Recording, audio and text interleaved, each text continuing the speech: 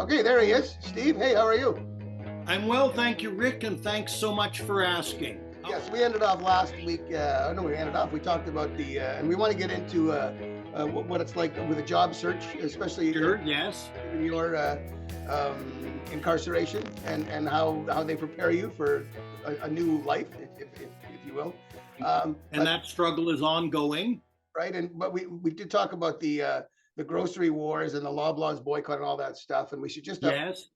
you may or may not know that the Loblaws is getting this close to signing that all-important, non-binding code of conduct with the other grocery stores. So that will really change things. Well, and I'll say that they're not really this close. They're this close because I guess we should update for anybody that maybe missed that episode. May is boycott Loblaws month because they've been price gouging and profiteering and all this sort of stuff. And a group of people that started out with 70,000 people on Reddit want them to sign this thing, the Grocers Code of Conduct. Which they, I think, introduced a couple of years ago. And then Galen Weston, the CEO of President's Choice and Loblaws, said it would make the prices go up if they signed a thing promising that they would go down, which I thought was genius. Yes, yeah. Well, it'll go up because we'll be mad. It's a genius argument. We would like to sign it, but you're just going to force us to raise prices. Yeah. So now it's come up again, and so now they want them to sign it. And like I said, Loblaws says they're getting close, but they want Walmart and Costco and everyone else to sign up. But we don't think Walmart may not sign that. Well, and see that's why I say they're this far apart. Right. That's the perfect trap door. We're not signing until Walmart and I believe Costco as well. Well, those are ginormous American multinationals. They don't care. Also Kazakhstan says they're not signing. Well, we'll be okay. Look what happened with Target. They came into Canada terribly. They just bombed and they went, all right, we'll close them all. It cost us a couple of billion, whatever. Didn't work. They don't care. No, it means nothing. Well, we want to placate the Canadians. After all, we're playing them in the corporate hockey tournament next week. Yeah, that's right. Yeah. So that was just a PR thing now they have the most recent word. Whenever anybody Googles or searches anything, well, we offered to sign the thing. We said we're ready to do it. As soon as Walmart does. I think there's too many toothless things. There's the code of conduct. There's the passenger bill of rights, of course, which we talked about. Which that's the airline things which they signed. But what you said at last count, there were 30,000 people in queue waiting for their issues to be resolved. Yes. Yeah. For their rights to be acknowledged. Yes, and to receive money. Toothless is a good word. We're living in a toothless world now. We are, as a society, gumming our cream corn on the fast track to hell. Well, boy, I was going to say I want to write that down, but I'll go back and I'll put the quote underneath. That's a good one. I don't think, given the context, I think I know what it means. But if you use that out of context, I wouldn't know what that phrase means. Good. Well, yeah, I don't know that it's common. No, I don't think it is. No, maybe it's a prison thing. I don't know. You and your buddies use that a lot in gumming our cream corn. No. Okay. No. In your wing, or whatever. Yeah. Well, it is toothless. You've got the internet, and we'll get right to your employment. Yeah. You've got the International Court of Justice saying that Israel can't bomb Gaza anymore, but they don't have any police force and they have no way to enforce it. You have, as we mentioned, the Passenger Bill of Rights. You've got the International Criminal Court in The Hague saying that Netanyahu is a criminal, but they have no subpoena power. They can't bring him in. So everyone's making statements. I think we should form some kind of thing and start making toothless statements. Didn't we form this podcast for exactly that? But maybe we should then, during the breaks between our podcasts, we should start writing out official statements. Maybe. Right. Okay. How we would like people to behave differently. That's correct. Yes. Sure. Okay. And if they don't, we will consider a strongly worded letter. That's correct. And we might even send out a press release. So Yeah, yeah. A stern admonishment. it seems like the whole world now, with the polarization of politics, the whole world is non-binding, right? Everything you want someone to do, yeah, but it's not really, it's more of a guideline, but we can't do anything. Yeah, Yeah. All right. yeah. So we've got that off our chest. So in the job search, we were going to talk about you and well, job search in general, but specifically you because you spent what, 3 years incarcerated. Yes. And so they then, I would gather, prepared you greatly for your release and taught you everything there is to know about everything, so that when you landed, you literally had 7, 8, 9, 10 job interviews lined up. No.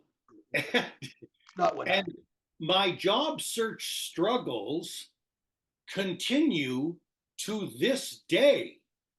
Like, it's difficult to get a job in today's world because You've been out how long?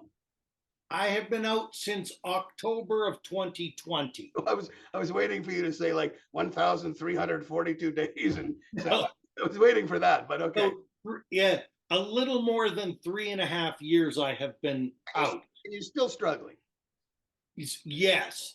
And so let's go back to your question of how well prepared people are.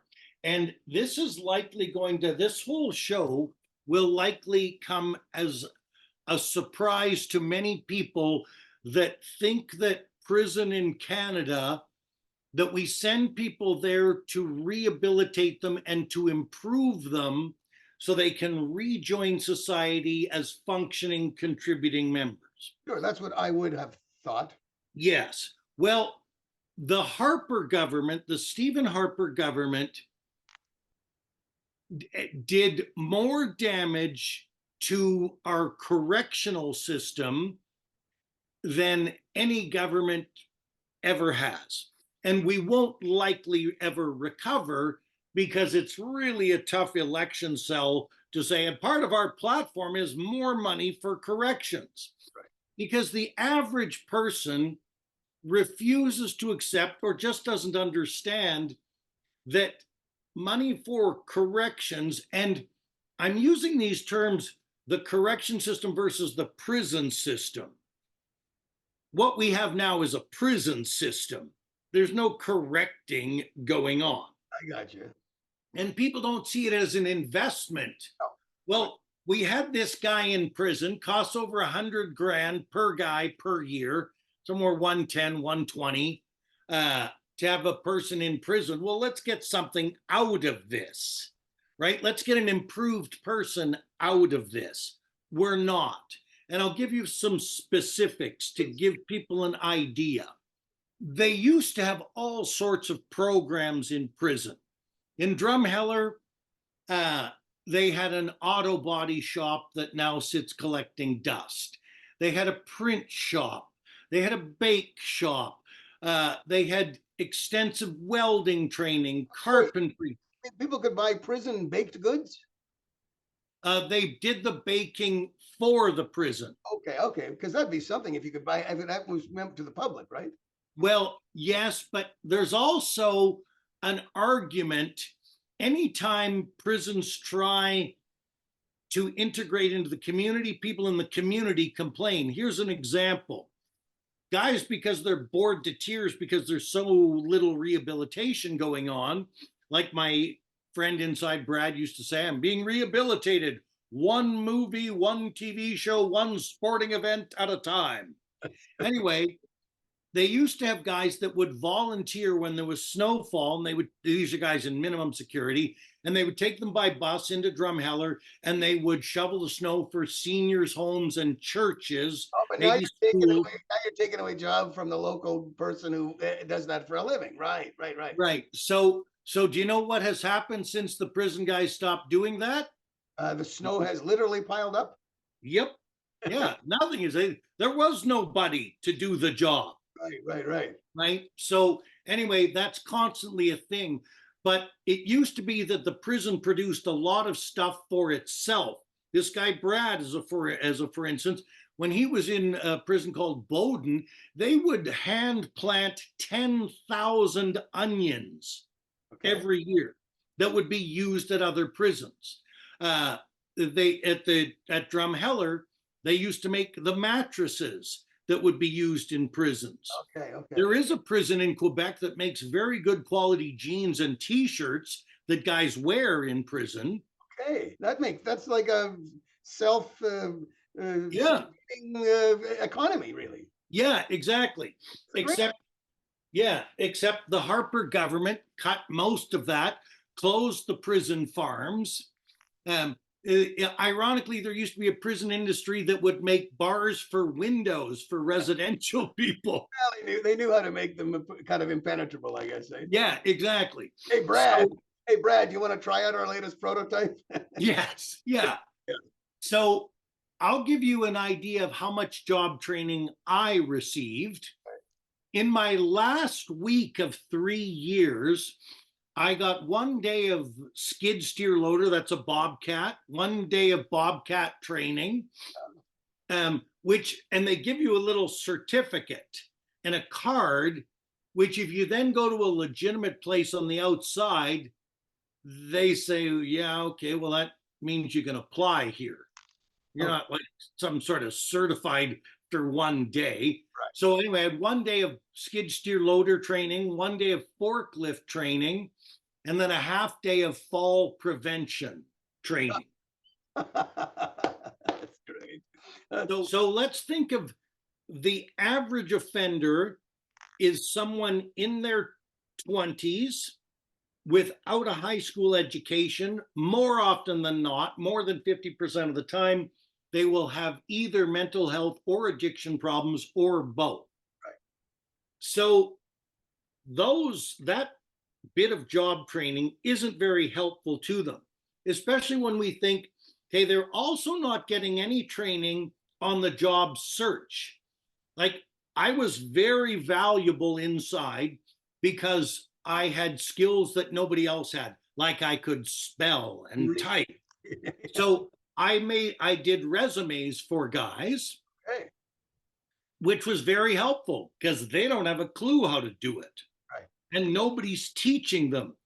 And there is no preparation class that says, okay, we go every day and we're going to prepare you for what you're going to face when you get out. Because it isn't just the job market that you're not prepared for. They don't prepare you for anything. So I'm in Drumheller, which is 90 miles from Calgary. Yeah. So I had most parole officers, I've had 2 good ones out of about 8. I had 2 good ones, both named Aaron. The rest were so lazy, they were barely alive. Right. So this guy, James Turner was his name. I think I told you the story how I spent an extra 3 months in prison because James was too freaking lazy to check his email and see that I had been accepted into a halfway house. So $30,000 of taxpayer money, not to mention my time, because James didn't read his email. So anyway, I asked him, well, okay, this halfway house, this Salvation Army Center of Hope, or as I deemed it, Center of Hopelessness, I'm going there now. So what's it like? Oh, I don't know. What? Like it's 90 minutes from here. I've never been. So you don't know anything about it? Nope. Well, how long have you been doing this job? 21 years. That's it. And there's only 3 halfway houses in Calgary, and you don't know anything about one of them. So there is no preparation for the job, and there is no preparation for re-entering society. The repeat offender rate, called recidivism, I think they even make the word hard so we won't talk about it. I agree. So the real number on that is way over 50, somewhere around 70% or up. And it's so high because people get out of prison, they don't have any job skills, they don't have the ability to look for a job, and they are wholly unprepared for the frustrations they're about to experience. So meanwhile, their buddies are saying, look, come on, just come back to us in the drug trade. You make $2,000 a day, you don't have to deal with this BS. And here's the kind of BS we're talking about. And again, now as people are listening to this, don't think of yourself as a guy with a master's degree and 2 different careers going into the job search and how you would ace this. Think of yourself as a 27-year-old with a grade 9 education and chronic depression and a fentanyl addiction. And as Kojak would have said, a rap sheet as long as your arm. As long as your arm, yeah. Yes, in the Google age and the AI age, when it's easier than ever to get someone's background. And in many provinces, I don't know about Manitoba, but in BC, they don't use the word discriminate, but it is legal to discriminate against somebody if they have a criminal record. And then the average person would go, okay, you did the crime, whatever. We don't. And as you said, politicians, they're on a 5-year cycle, so this is they don't want to really fix it long term, right? And right. You even talked about you've talked about not on the podcast, but even about the circular logic of hell. Getting a cell phone but needing a bank account, but you can't get an account without a cell phone, and so you at least had someone that could help you. But how does an average 27-year-old with addiction get out and do that? They don't. They can't. They can't get a bank account. That's a great point. And when you say I had someone who could help me, I was the someone. Oh, okay. Yes. So, because parole officers, that's another thing that people are misled by TV and movies. They don't work for the offender. They work for the public to make sure the offender behaves him or herself. Right. They're not there to help you get a job or housing or anything like that. So here's my day. The day I went to get my cell phone, bank account, that sort of thing. I'm at a halfway house. I say to one of the women working there, how do I get to the train station? Oh, I have no idea. What do you mean? Like, you get guys coming in here every day. People are constantly moving through here and none of them have cars. How is it you don't direct them to the train station? Well, I don't know what it is, where it is. So I just tell guys they'll have to figure it out. Right. So you work here and you've never bothered to find out how they would get there. Fine, I'll figure it out. Thanks for nothing. So I find the train station and I go to a place. They give you a piece of ID from the federal government. But as it turns out, not all ID licensing places, at least in Alberta, not all of them take those. So I go to one and they say, oh yeah, we don't take this. I said, but it's federally issued ID. Yeah, we don't take it. You'll have to go to a place that does. This is the phone company or the bank? No, this was, first I went to a place to get more ID. Oh yeah. We've lived through that. Okay, because all I had was one card issued from the federal government. We have 2 foster kids. They changed their names and they're not even criminals, no offense. And you get into a catch-22 circle of hell because you don't have one, you can't get another. So I know a snippet of that, but not even from your end of it. So yes. So for instance, I couldn't get a birth when I did finally find a place. And remember, I'm on the bus. When I did finally find a place, the third place I went that would take that card, I couldn't get a birth certificate because you can't pay cash for a birth certificate. You needed a bank card. Okay. So I'll go to the bank then. So I go to the bank and they say, okay, to activate your account, we will send you a code to your phone. Okay, well, I don't have a phone yet. Okay, well, you can't get a bank account until you have a phone. Oh, okay.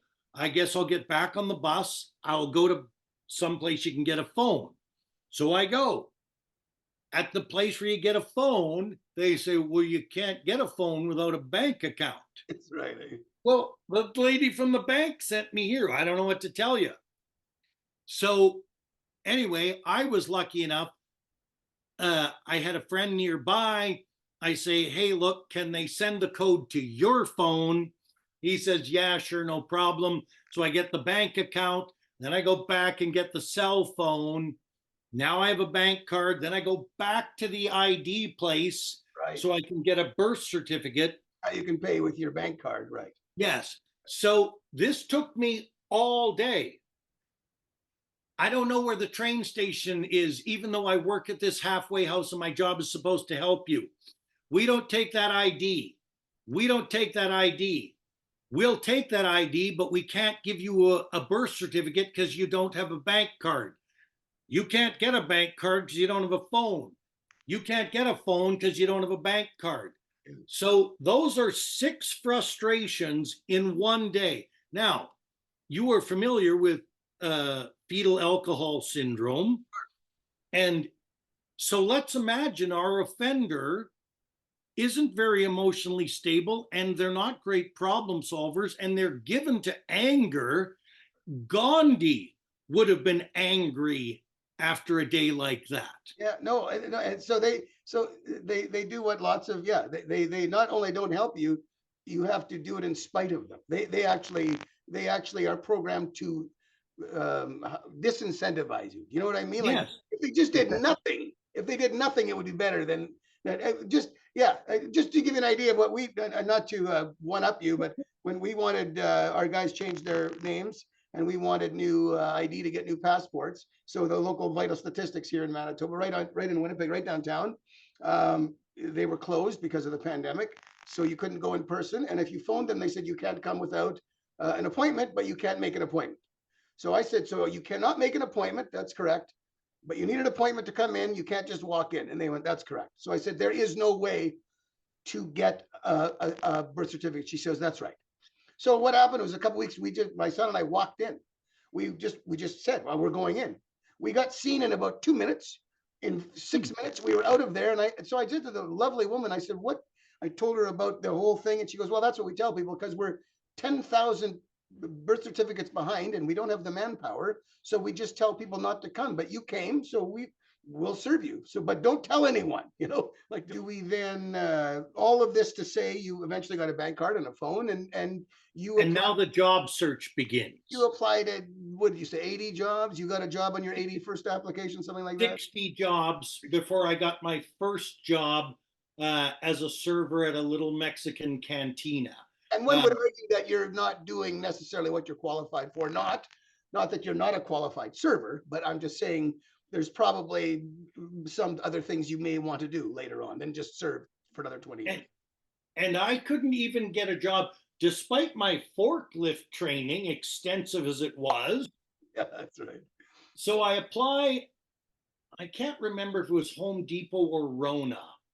I think it might have been Rona because I hate Rona even more than I hate Home Depot. Oh, see, I'm the other way. When I go in, when my kids were small, they would go, Dad, Serenity now, because I'd go into Home Depot and I would just lose my shit because nobody had any idea where anything was, nor did they care that they didn't know. Oh, yeah. And you would have to look for that one guy that said like Bud or Gus.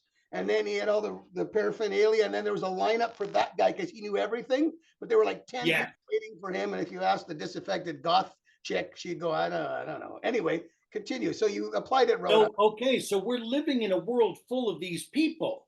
Right. And now you're out of prison and you need help. Right. From people. And they don't care. And they might actually be prejudiced against you because you are an offender. Sure. So I get an interview for this forklift operator job.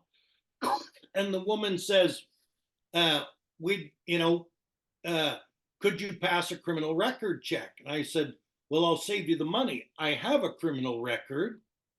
And she says, well, what's it for? I said, for bank robbery.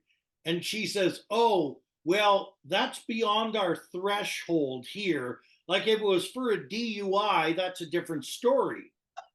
Said, you're driving something for a forklift. Yeah. If you're a person giving to drunk driving, we're okay with that. But we don't want you robbing a bank on your lunch hour. Even if you showed up to drunk a couple of times a week, it's not a big deal, right? But yes. Yeah. But now, having said that, the person, again, like you said at the beginning of this whole conversation, the person taking the applications has 100 applications. And it's just so much easier to go, no, because they don't, like you said, they don't really care because whoever they hire is going to be gone in a week or 6 weeks anyway. They're going to get fired or laid off or quit. So it's like, oh, criminal record. Well, that's easy. That's even a different pile, right? So yeah, there's no one picking you up from your bootstraps, right? So No, absolutely. You're absolutely right. I moved to Penticton because I got a serving job with two restaurants here. And I've since changed this tack. Now, when someone offers me a job, I accept it and I say, I accept it. But just in case this is a thing to you, uh, I do have a criminal record. You know, it's from 7 years ago. It's not a thing to me anymore, but I wouldn't want you to be blindsided by it. Now they're kind of stuck. They're right. looking in the eye. Now they have to be open minded, compassionate, and empathetic. Oh, not a big deal. But I didn't tell. You had someone now say, "Oh yeah, no, I didn't know that, so now you can't work here." Like, Well, kind of. These two jobs that I moved to Penticton for, the first one, um, I got fired after my first 3 hour shift. They Googled me during the shift, yeah, and they don't need to give a reason. And the reason can be we don't hire people with a criminal record. Doesn't matter if you've paid your dues, call it what you want. They don't do that. by the way, I've had shorter shifts than I've had shorter jobs than 3 hours. So Oh, okay. I had a 40-minute job at Grapes Leon's. Really? I got hired there as a server, and I had an earring because I was cool. Yeah. I think that's right around the same time I had my home Tony. I had an earring, and the guy, no, it wasn't even 40 minutes, and I'm learning how to serve. Not that that's rocket science. And the manager comes, "You're gonna have to take your earring out." And I said, "No," and I had the interview, and I asked, he said, "No, you can't wear that." I go, "Okay." I said, "I'm going to wear it." And he said, "Well, then you're fired." So that maybe was even like a 25-minute job. So, Wow. but for much different reasons than Right. So that happened at one restaurant. The other restaurant, it lasted 2 shifts. And they had told me, Kate, you need to go and you need to buy clothes that are more form fitting. Then call us back for your next shift. Imagine saying that to a woman nowadays. No. No. And it was a woman telling me that. Anyway, so I go. What were you wearing? Like some kind of moo or like, I don't. No, I had lost weight. Sure. So my shirt was a little blousy. But yeah, it wasn't like I was wearing a caftan or something like that. No. Okay. Wow. So anyway, I call back. Or actually, I texted, "Okay, I've got my clothes. Am I working tomorrow? We've decided to go another direction." And don't take the tags off those clothes, Steve. Yeah, and I was like, "What do you mean you've decided to go another direction? You told me to buy new clothes." "Well, we never offered you a job. I've done 2 training shifts. I moved here because you offered me a job." It's funny. I mean, it's not funny, but so it is funny. So I lost 2 jobs in 3 shifts as a product of my background. And so people will be of two minds.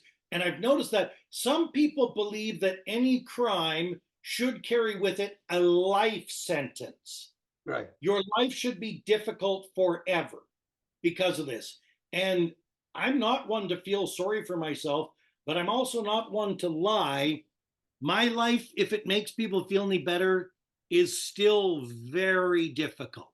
Okay. And while we have a few minutes left, while we're on that, I was just thinking, I had this idea in my head, like, so we have someone like Michael Vick, who was a football player for the Falcons, great quarterback, was convicted of dogfighting, running a thing. And of course, he's a very highly respected commentator now. Again, he did his time, literally and figuratively, and he's back again. Is there a you're certainly, and no offense to you, you don't have the qualifications of a Michael Vick, but do you envision in a minute or less, do you envision a time when your past will be behind you and you'll have enough qualifications to get a quote unquote real job? Or do you think server is it for you now?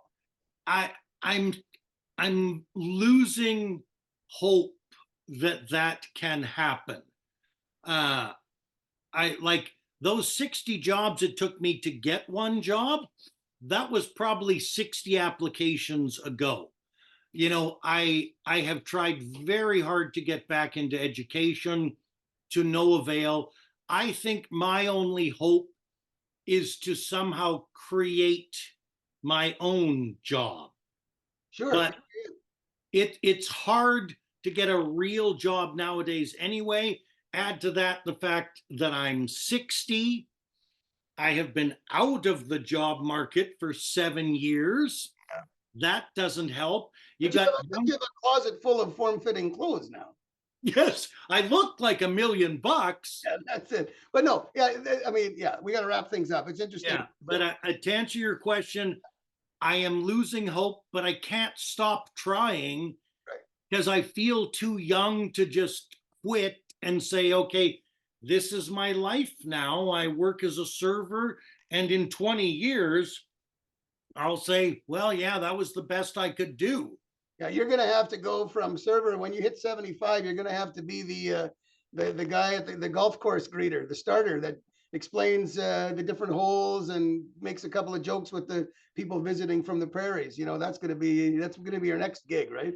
And I would be good at that. You would be good. All right. Yes, and so in closing, the Correctional Service of Canada is an utter waste of time, and all we're doing is warehousing people, and they're sleeping their way through their sentences, and they're not rejoining society equipped in any way to rejoin or be functioning members of society. You heard it from somebody on the inside. Forget what you see on TV and movies.